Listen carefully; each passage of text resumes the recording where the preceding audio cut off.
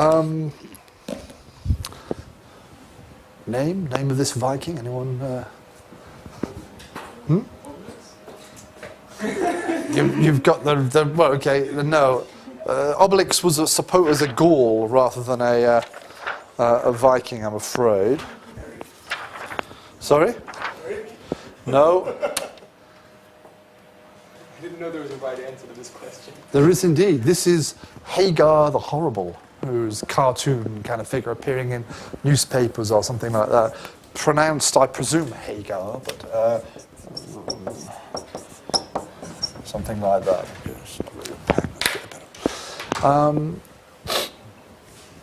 But you look at that picture and immediately you think Viking. Okay, I guess that's what it kind of conjures up. What's wrong with that picture? There's one very, very glaring error. Yeah, okay. From archaeological evidence, most Vikings didn't go around wearing these horned helmets, which they are very, very commonly portrayed as having. We won't necessarily go into the rest of his attire and analyse that in too much detail, but the standard image of the horned helmet is a wrong one. The horned helmet obviously implies violence, protecting your head from someone else's violence and being engaged in violence. And Hagar there is looking kind of fairly violent, as if he's intending some nasty thing to happen. And over the past sort of 30 years or more, I suppose, people have begun to even say, well, maybe the Vikings weren't all bad. Maybe they weren't really bad guys. They weren't these kind of violent thugs traveling around beating people up and stealing things and rape and pillage and so on. Maybe there was, maybe they had a feminine side and they were a little bit more in touch with their other feelings and so on. So we'll come to that point a bit later on. But we start with that just as a way of saying standard images and so on are useful in some ways, but in terms of historical analysis and whatever, we have to be a little bit careful. So most of my, because I'm an old dinosaur, most of my stuff is on the, for today is on the overhead. So we can leave Hagar up there, and then if you occasionally get fed up looking at me, you can look at the cartoon or something like that. Okay, so Vikings. What do we mean by that? We mean roughly somewhere from round about 800 until round about the middle of the 11th century or later. People who, in one way or another, we can call Scandinavians, behaved in a certain way which we characterize as Viking behavior. They interacted with the rest of the world somewhat differently than they had been doing before, and somewhat differently than they do, for example, today.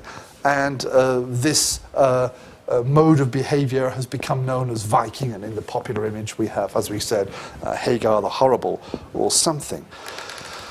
Their behavior, whatever that might be, and we'll come and talk about that largely later on, was to a significant extent made possible and done through the medium of sailing on water, ships. You have the image of the Viking Longships, again, popular ones, the more accurate ones, because we've dug up plenty of very, very fine Viking period ships from the sea and elsewhere, and we have pictures and so on, but it's very much a maritime thing, whatever they might be doing, all the different things that they are doing, okay?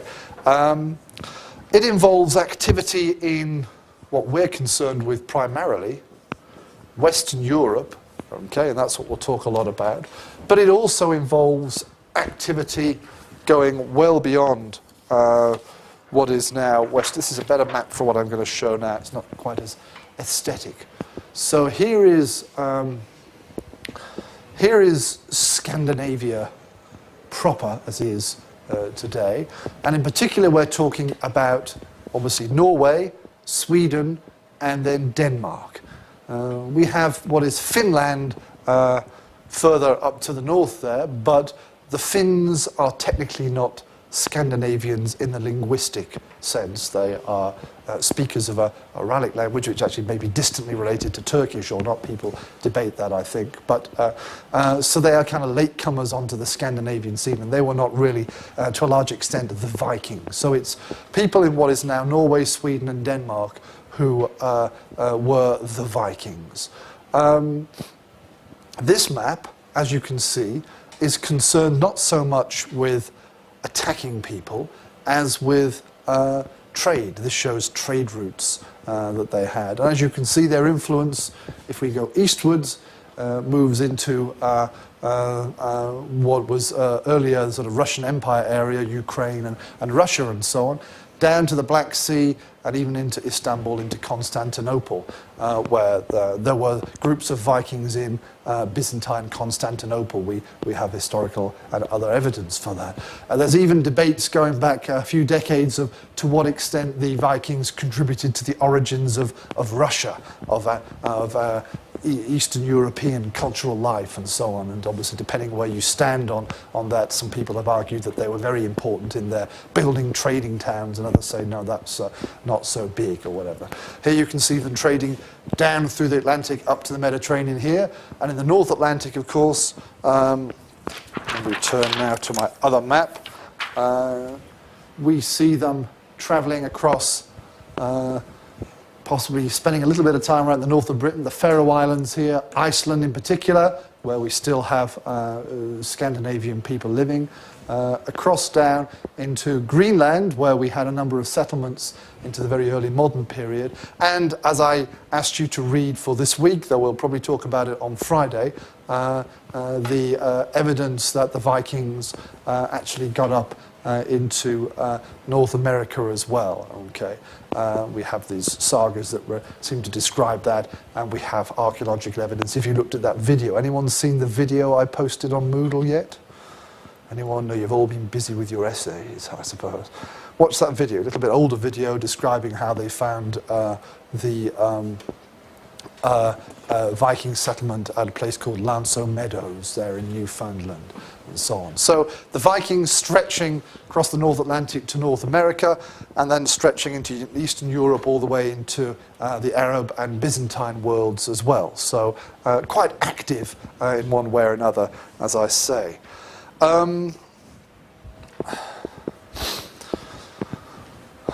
Vikings linguistically are what? Anyone remember? We probably mentioned them briefly in passing when we were looking at languages and so on. Sorry?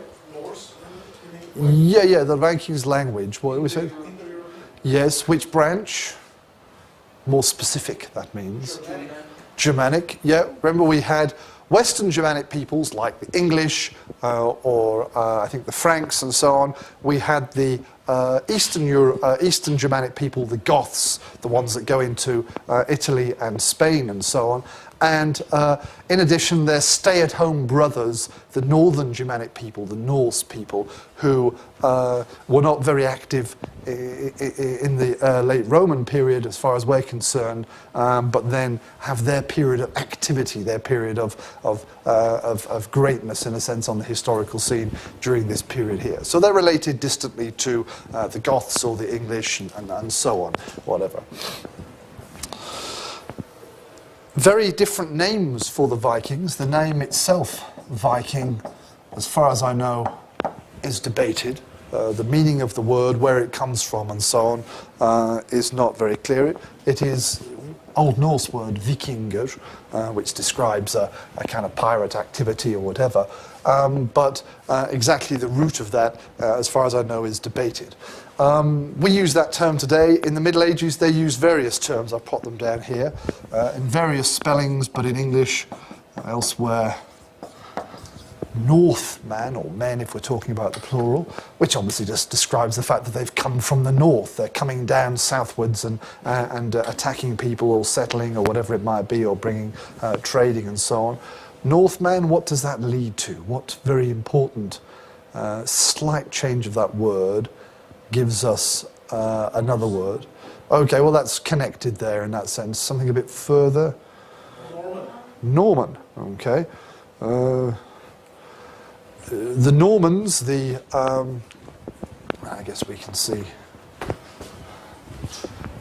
A group of Vikings ended up settling around here, being given some land in the early 10th century by the Carolingian king, and that goes on to become the Duchy of Normandy, which has a very important influence on French but also British history. And the Normans had influence well beyond there into the Crusades and elsewhere and so on. And obviously our prestigious colleague at Bill Kent, Norman Stone, obviously descended from a Viking at some point up there in Scotland perhaps, or something like that. In German, further into in Carolingian lands, they're sometimes called something like ash man, something like that, which refers to the ash tree, the wood which was used sometimes to build their ships, apparently. The Irish called them Gael in the singular, Gael like that, which basically means foreign, but probably connected to the idea of Gaul down south in what is now France. They're sometimes called the Rus, okay, haha, Russia and all that, you see, that's interesting, which somehow may descend from, I think, and I don't even, correct me if I'm wrong, anyone know Finnish, some Finnish word ruotsi or something like that, which is connected to the concept of rowing, apparently, because obviously they're rowing their boats and so on. And in some Byzantine sources, they're sometimes called something like Vareng or Viring or something like this, which apparently means something to do with trading, involved with trade. So different names for presumably different groups of people, okay, all relating in one way or another to their geographical origins, to their use of ships, which I said was very important, and to other aspects of their behaviour. So when we talk about the Vikings, we're kind of putting them all into one big single category, but obviously, as I say, we have different activities, different people, very extended in different parts of the world, so it's a little bit difficult to pin them down too much.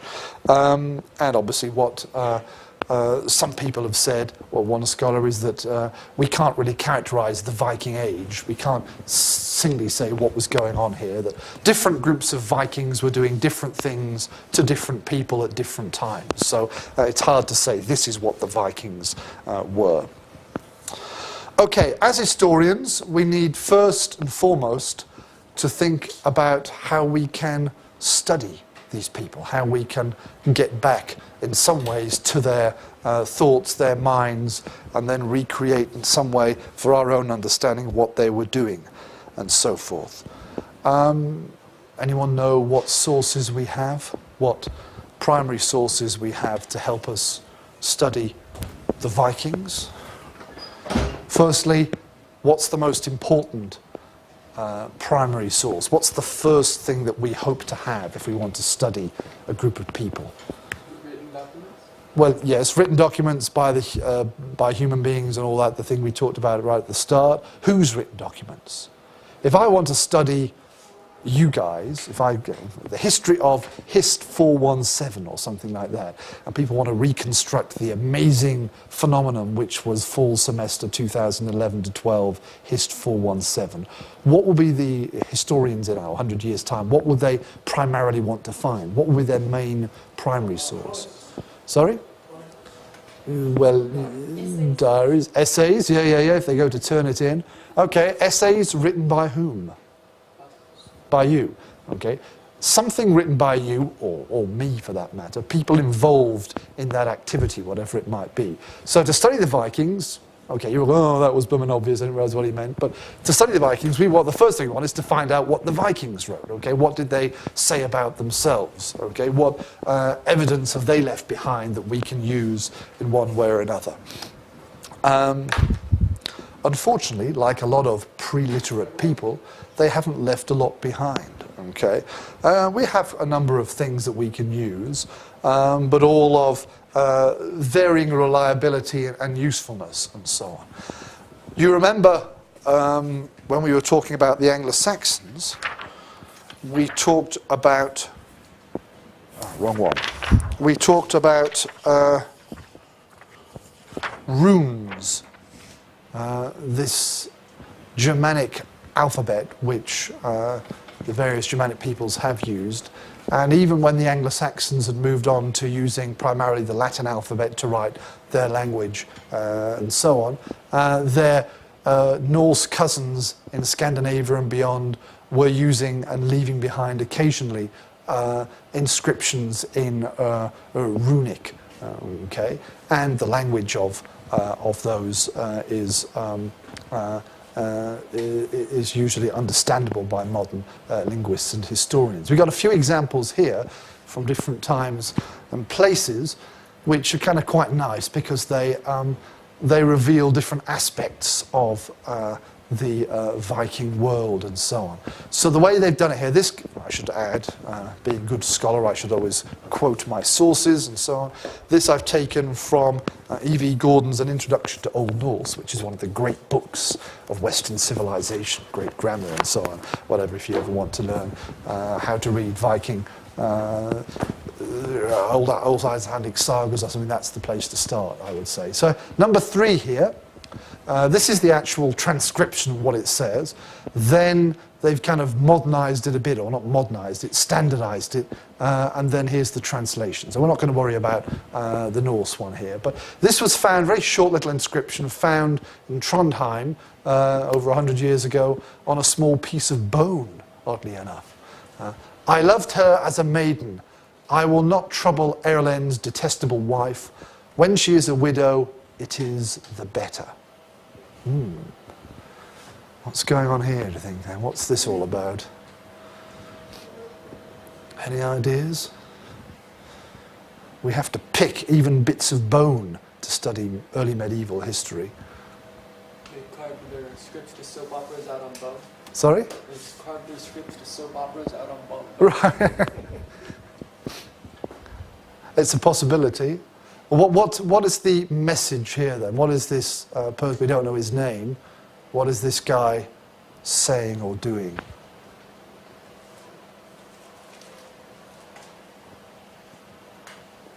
I presume he was in love with a girl who married this Erlend, so then she became detestable, I suppose, in the sense that she's the wife, so it's detestable. When she's a widow, so when Erlend dies, it's the better, and so on. But I use this one just to show that, you know, Vikings, although this is a rather negative sort of an idea, but obviously they were in love with one another and things like that. Okay, no. Normal human beings. Yeah, exactly. Human feelings, and not the first, not the last man, presumably, to have these thoughts and so on.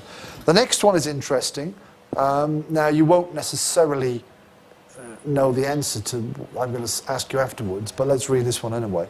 Mael Lochon and the daughter of Duvgal, whom Athils had to wife, raised this cross in memory of Mael Murra, his foster mother.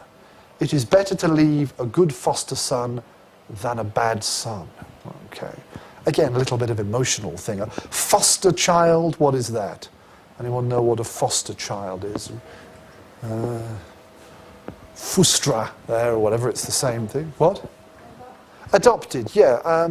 If you're brought up, sometimes formally, given to another set of parents than your own, okay, then you're adopted or whatever. And some societies in the past, fostering is an important way of connecting families up. You pass on your son to the other family for a certain period of time. He then forms links to them, which then provide a link to your family and things like that. It's not just because there's no parents or something, it's an institutionalized thing in here and things like that, okay? So that's interesting in itself, okay? It tells a little about their social society and so on. Anything else interesting in this one? A couple of things that strike me when I look at it. Cross. The cross, obviously very important. The cross indicates Christianity, okay? The Vikings, at least in the earlier part of their Viking period, were largely, not all, I should add, but to a large extent were pagan, which is why they went round attacking Christian churches and stealing all the good things from there and killing Christian people, though Christians were capable of doing that to each other as well, we should add. But yes, for the earlier period, generally people say that round about the year 1000 is the beginning when Christianity begins to spread into Scandinavia and beyond, okay, and more of them become Christian of one sort or another. Now this one dates from about 100 years after that time, okay, so it's into the so-called Christian period of the Viking area. Now the bit where you may not get up is we've got 4 names mentioned here, 4 people mentioned by name: Mael Lomchon, Duvgal, Adils and Mael Murra. What are those names? Any guesses here? Or anyone know? What are those names? No, they're people, they're real people, they're people's names. Without explaining the question so much that I give it away, so I might as well just explain. Of these 4 names, only this one is Germanic, Norse, or whatever, Adils, okay? Mael Lomchon, Mael Murra, the same element there, and Duvgal are all Irish, Gaelic names, okay? What you find in some areas is a very kind of mixed society emerging. And now I'm fiddling around with my things, see if I can... What we're dealing with in this inscription is this place, called the Isle of Man, which sits in the middle of the Irish Sea, okay? Originally was settled before the Vikings came by Irish people, but then the Vikings come and it's actually the centre for a while of a kind of Viking kingdom, the Kingdom of Man or whatever, and ruled by Scandinavian guys. But the community there would have been very, very mixed. So you had Irish people, Scandinavians or whatever, mixed all together. They would have been giving different names to one another and so on. By 1100 they were mostly Christian probably and things like that, okay? So that gives a nice kind of little picture of the nature of Scandinavian involvement in the British Isles in general and elsewhere, but especially there. So they've left some things behind. We can come to that one in a minute. But that's pretty much it in terms of what the Vikings were writing about, and those 2 examples were rather late in the period as well, but there are earlier ones from the kind of proper Viking period of 9th century or something. But the runes obviously, although there are many of them surviving, are not a kind of coherent, long, continuous source where we can reconstruct narrative. They're just these little snapshots of someone's life or when someone's died or something like that. So we don't have from the 9th or 10th century Scandinavian written sources which tell us anything apart from these little runic inscriptions. What we do have from the very late Viking period and afterwards are things written by Scandinavians which look back to the classic kind of Viking period.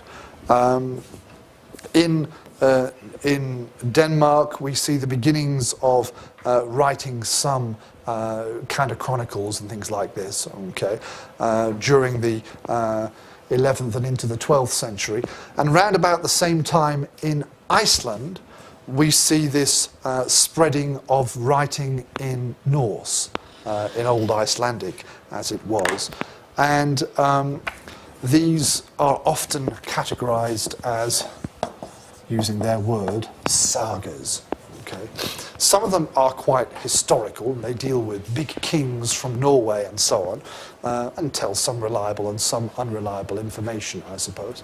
Some of them are about individual Vikings or individual Icelanders or whatever, and their adventures that they're supposed to have had. Some of them are about groups of people, some of them are about families, some of them are about the old gods and so on. But from around about 1100 onwards, we get this growing literature written by people, mostly in Iceland, about different aspects of the Viking times. And the two accounts of the discovery of North America, Greenlandinga Saga, the saga of the Greenlanders, and Eric the Red Saga, the one I put online for you guys to look at, are two examples of these Icelandic, Scandinavian Icelandic sagas that were written in Old Norse and then transmitted and copied later on. What is the clear problem with these sources?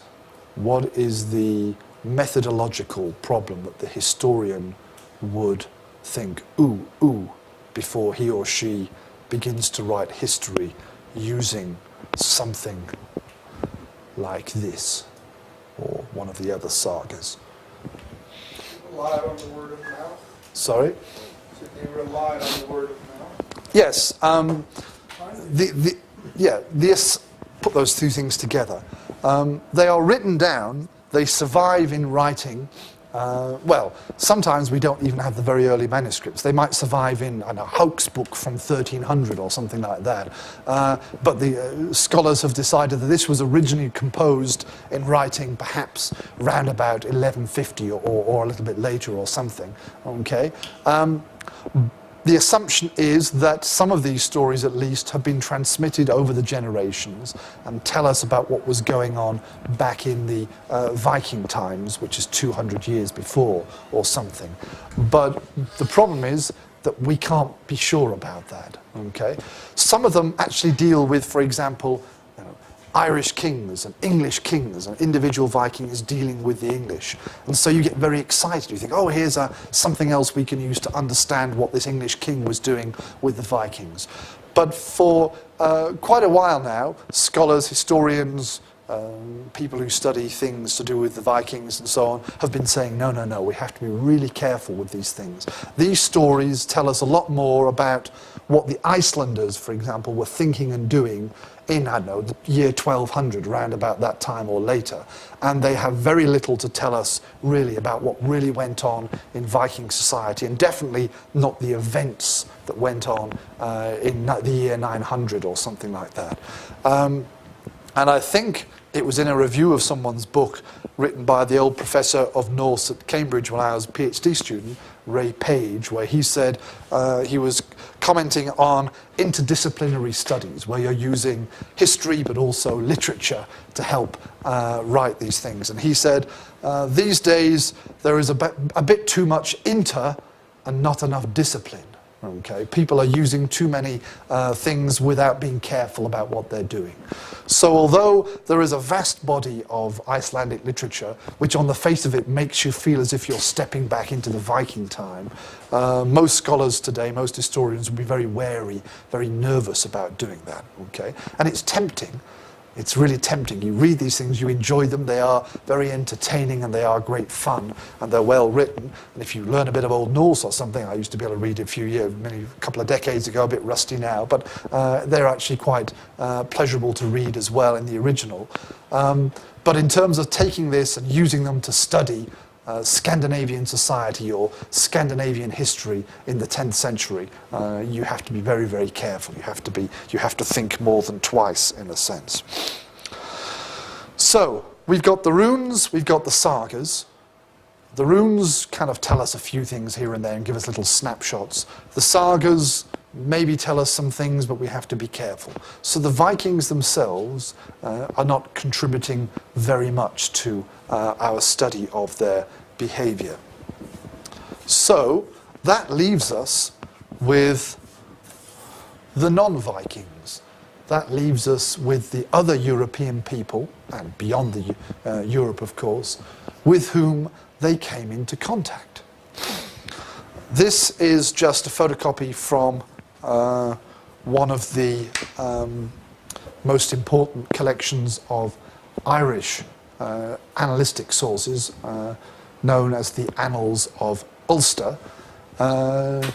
And this is just yes, it's a very nice example. The year 841, so fairly early on in the Viking period. The editors have broken down this little description of the events of that year into 13. So there's 13 events which have been collated by different monks in Ireland to create what happened in that year from various annalistic sources.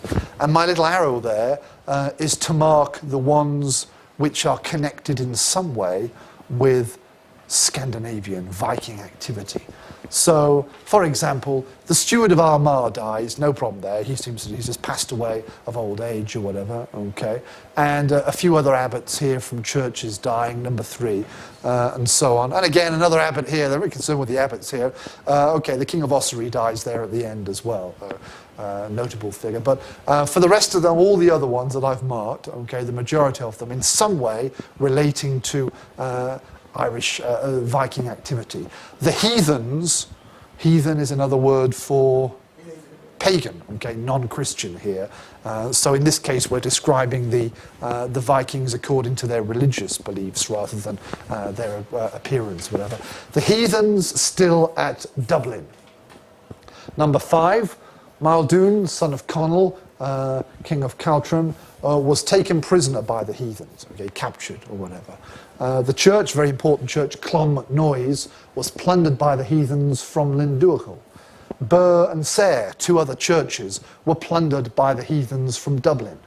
A naval force, whatever that means, of the Norsemen was on the Boyne at Lyn Ross.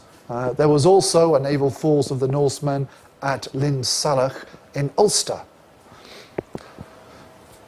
Moran, son of Inrechtach, abbot of Clogher, was taken prisoner by the foreigners, the Gael, at Lynn, and later died on their hands. Does that say on their hands? It should be in their hands, I would have thought. Coman, abbot of Linduachal, was fatally wounded and burned by heathens and Irish, interestingly enough there. Okay. And then Dissa Diarmata was plundered by heathens from Cal Uiski, something like that.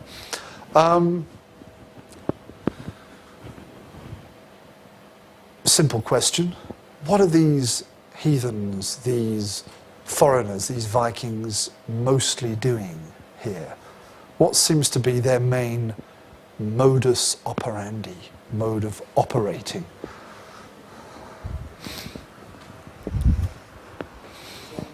Plunder, attacking, killing. Okay, and that takes us back to Hagar the Horrible here. And you're saying, oh, all that rubbish you were saying about before, David, about feminine side and all that. Look at the historical sources. It's blooming obvious that that's what these guys spent their time doing, okay? Attacking churches, killing abbots, and so on. Occasionally with the help of the Irish, but mostly themselves doing this kind of stuff. Fair enough, okay. And if I'd brought some French chronicles along, it would be telling a similar story, just different names, but basically the same kind of activity. I do have the Anglo-Saxon Chronicle here. Let's read, I was going to read it later on, but let's read the first ever reference to Vikings in an English source, okay. This is for the year 787, which probably means 789. Okay, in this year, Beorhtric took to wife Edbur, daughter of King Offa. A bit of marriage going on there. And then it says, and in his days, so it doesn't mean exactly at that time, but during the period of this king, okay, the first 3 ships of Norwegians from Hjorthaland came. And when the reeve, which is like the sheriff, the local administrator, rode towards them, and tried to compel them to go to the royal manor, for he did not know what they were, they then slew him. These were the first ships of the Danes to come to England. Now, apart from the fact that in one bit of this paragraph they're called Norwegians, and the next bit they're called Danes, let's not necessarily go into that here. When it's all starting, you're not going to be thinking, excuse me, but are you from Norway? Oh, then you're dead. Okay? But the reeve, the local administrator, the local representative of the king, obviously had no idea what these people were. He wouldn't have ridden up to them and said, oh, I say, would you like to come to the manor, or whatever, because he knew he would have been killed. So even their first appearance there is of a violent nature. Okay. So you might say, fair enough, that's what the Vikings did. Hagar the Horrible, these guys here, these Danes or Norwegians, whatever they were, that's what the Vikings did. They went around attacking people and doing all sorts of terrible things because they were not Christians or because of other reasons. We'll come to those things maybe after the break. However, again, it's back in the 60s and 70s when people start to think, well, you know, love and peace, man, and all that. Historians began to say, wait a minute, who are writing all the accounts of the Vikings? Who are the people? The Vikings aren't writing. They've got a few pieces of bone saying, I love this woman, and that's it. Leave that behind, okay? And we've got these later sagas that we can't use. Who is recording for us Viking activity? Clergymen. Clergymen living in... Countries which are under attack by Vikings. Yeah, and it's specifically living in... Churches. Well, churches, you know, whether in Ireland or England or France or wherever. They're living in churches in countries that are being attacked. They're living in churches that are being attacked. So if I were an Irish monk or someone from Lindisfarne or wherever it is in northeast England or whatever in that time as a monk, then I would have been extremely scared because this is what these guys were doing to my churches. Because churches were fairly wealthy places. Okay, they had a lot of wealth in them comparatively, not by modern standards at that time, but they had maybe a gold cross or something and a few other things like that. So what people are saying is maybe we've just kind of skewed the picture a little bit because we're basically relying upon the literate people of the time. And the literate people of the time were the monks, and the monks are the people that were to a large extent being attacked by the Vikings because they were fairly defenseless anyway. So it's a kind of circular thing. So this picture we've got is not entirely inaccurate because we're not saying this is all made up, but it's not the full picture. It's not the fullest picture that we can perhaps recreate of Scandinavian people's behavior. To go back to the image we had before of, you know, historical account of Hist 417 or something, if all we've got to rely upon, if people want to write about me, okay, let's be egotistic. I love talking about myself. If the people are going to write about me and all they've got to rely on are your accounts and your diaries or your notebooks or something, that will just give one picture. If they talk to my children, we do a bit of oral history and interview my children, they'll get a different picture of a very serious, nasty man who is very brutal and makes them work hard or whatever it might be. To get a full picture, you need to get a selection of sources. If, because of the nature of literacy and so on in the Middle Ages, we're relying upon the things written by one of the big groups of victims of the Viking activity, then we are getting a rather different picture. We don't have anything here about settlement, really. We don't have very much here about Vikings trading and discovering new lands and so on. These Irish monks, they didn't really give a concern to that. They were concerned with the fact that these guys were coming and attacking their churches. Okay. So, right, one late Viking, please come in. We've got these problems with writing the history of the Viking period. Here is, it's a classic work now, and we've got one in the library, Gwyn Jones, Welsh name there, The Vikings, great thick work about the Vikings, very well put together and so on. And he obviously tries to draw on all sorts of sources, but methodologically he's got the problem of relying upon biased sources by monks, using little bits of bone with runic inscriptions on them, and so on. So the historical study of the Vikings is difficult. Which brings us to our old question, the problem we discussed probably in the first week together. What else can we do? What else can historians do when faced with the problem of written sources? Dig up. Dig up. Dig or do other things as well, but use other non-historical, non-documentary ways of studying.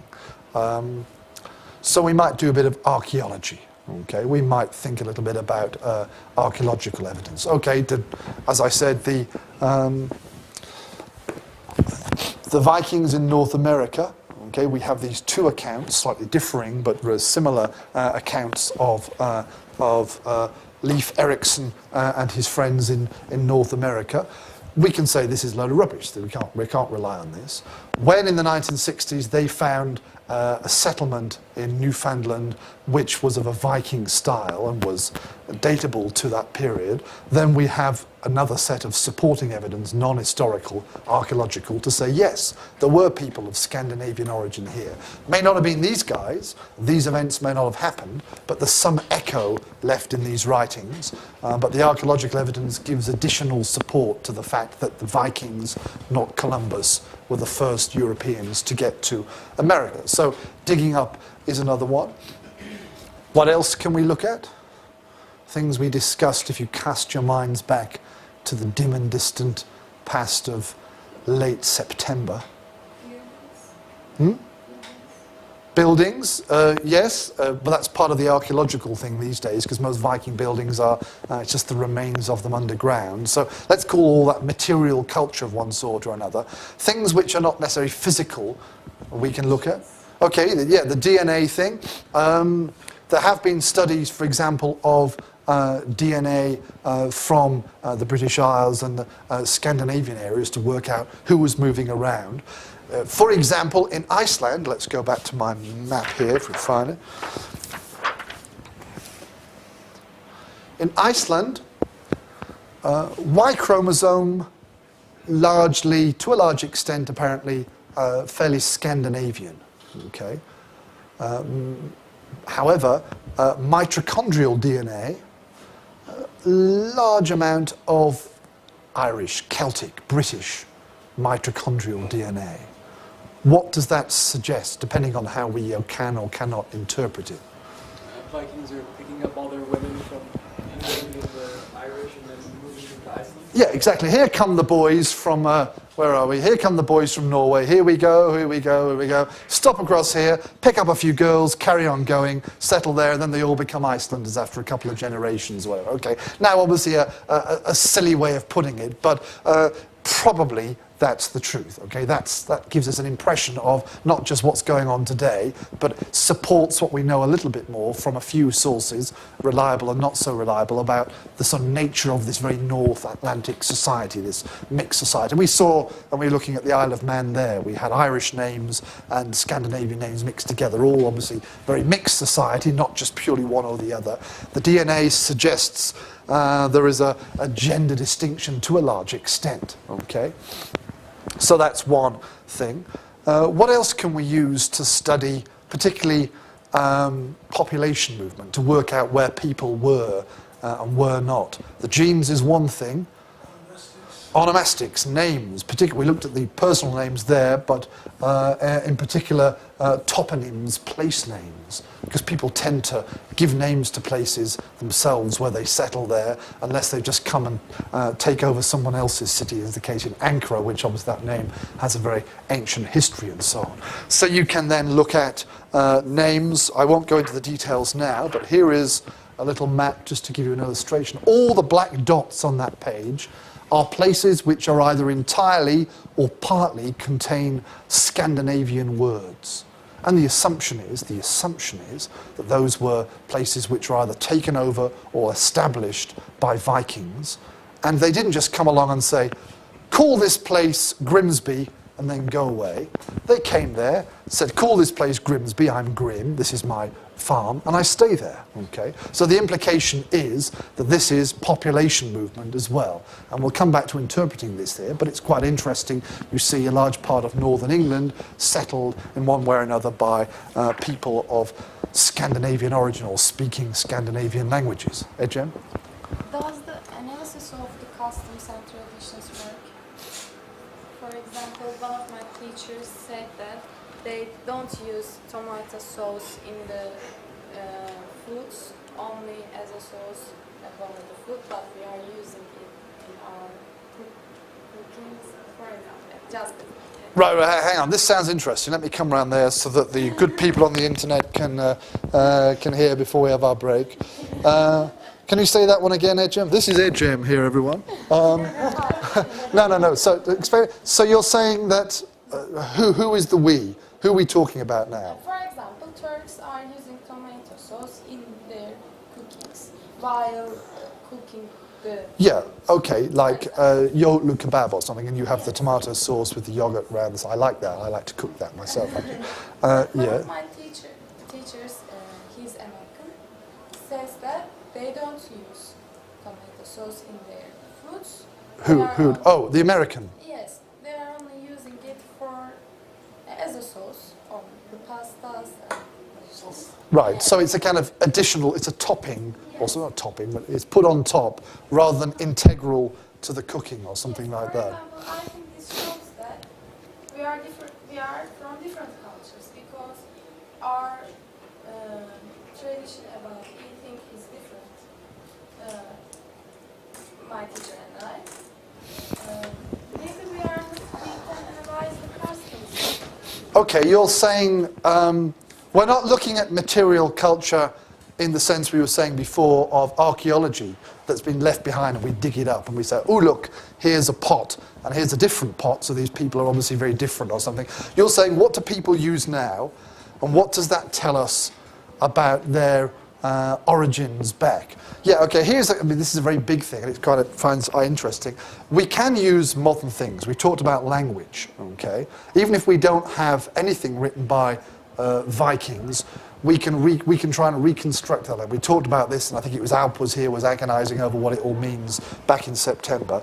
DNA is something which exists today, and the assumption is that it has come from the past, and it tells us, therefore, about our ancestors. And you're saying even our cultural habits can...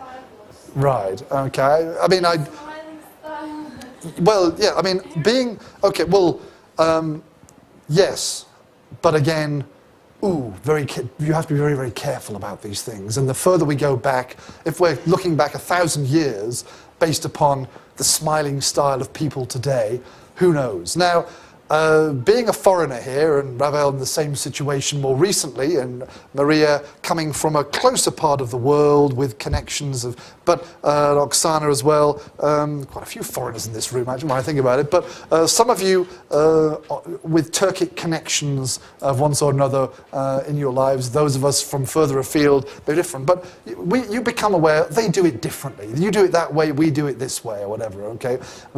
Today we were looking at some pictures we took in the library for a library project. We're going to use it in a video. And I said, we want people fighting over a book. We want to show some students both wanting the book, okay, in this photograph. And so the girl was pulling it, and the guy was doing this thing. It's the sort of Turkish thing with the hand or whatever, the way that Turkish people can gesticulate. When they're arguing, they emphasize it. Whereas in England, people argue like this or whatever, I don't know. But, yeah, very interesting. Obviously, all cultural things, even the way we behave, okay, we can change very quickly. We can pick up very, very quickly, okay? The world today in general, culturally, we're coming closer and closer to one another. Your ancestors from all the different parts of the world 300 years ago, and my ancestors from here would have been very, very different. Now, we look a bit different in one way, but we're all more or less wearing similar clothes, blah, blah, blah, okay? Things are kind of amalgamating gradually. I don't know what's going to be in 500 years' time. Every human being will be all the same with no hair or something. But, but in the past, there was a greater diversity, and we can see that from archaeological evidence. And we can therefore, I know we're running over time, but I'm on a roll here, so bear with me. And so, yes and no is what I would say. As an example, my children, obviously my wife and I are both British, but both my children were born here. They speak very good Turkish, they speak better Turkish than I do. And occasionally, for example, when my daughter says something, she goes, She does that negative thing with her head. She picks it up from her friend. No, she says. We say, what are you doing that for? We don't do that. That's what the Turks do when they're talking Turkish. You can do it with your friends, but talking English now, you don't do this or whatever, and so on. That's one example. Oh, she's lived here all her life, so in that sense, she's kind of Turkish culturally to a large extent. But you see what I'm saying? We can pick things up. So we would need to correlate what we're doing now and try and find some echoes of that in the past, archaeologically or whatever, because things can shift very easily. But it's interesting, looking at modern culture and then trying to trace it back in the past and so on. I mean, I don't even know, where does the tomato come from? Is it an American? It's an American fruit, okay. So the Turks 1,000 years ago were not cooking tomato sauce because there weren't no tomatoes in East Central Asia or something. So again, that's something which you've picked up, but you do a different thing with than what the North Americans are allegedly doing or something. So it's all very complicated. Yes, but I'd kind of say be careful is all I'm saying. But good point, good interesting point. Yeah. Well, to say a similar thing actually, it can be quite misleading, this type of observations indeed, based on what Ecem gave as an example. It is known that in the Ottoman cooking tradition, there's almost no use of tomatoes. So the use of tomatoes is more apparently something that we have developed in our culture more recently. Right, in the past 100 years or even this, right, yeah, okay. Because the people who have studied the archives, whatever, the recipes of Ottomans, there is almost no mention, it's almost something that they avoided. It's not that they did not have, because after, the discovery of the Americas, apparently, and yeah, gradually... you can grow tomatoes in various places in what is now Turkey, yeah. They didn't arrive in today's Turkey, in the 20th century, but apparently customs also change, and it's hard to say when something is rooted in, or when it takes root. I mean, when something takes root in a culture. Yes, now we associate that very much with that's Turkish cuisine. But it's been Turkish cuisine for less than 100 years, what you're saying. So does that really qualify? How quickly does it become Turkish or whatever? And yeah, at what point does my children become Turks because they do this or things like that? Okay, let's have a break. That's an interesting point. I'd like to think about that more if we had time, or I'll think about it on my... But yeah, the place of the tomato in the history of civilization or something, that can be something to follow. Okay, look, we'll have a break. We're going to obviously have a shorter class next time. I might finish a bit early, but I want to say a few more things about the Vikings and then we'll finish. I'm going to the library. Shall I go now?